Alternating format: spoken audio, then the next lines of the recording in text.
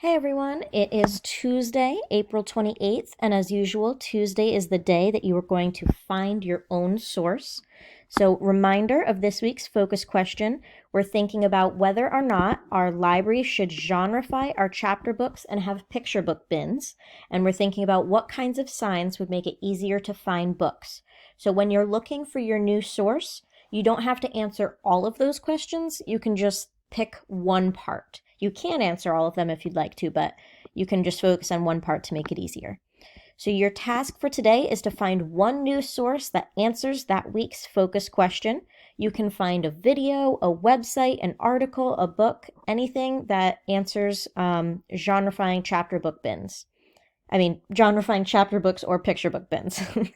And the second part is once you've found your source, you're going to create a Google document.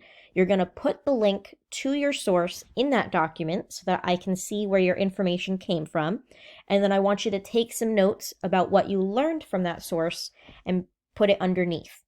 So that document with the link and your notes is going to be submitted to the assignment post that's called Week 2 Your New Source.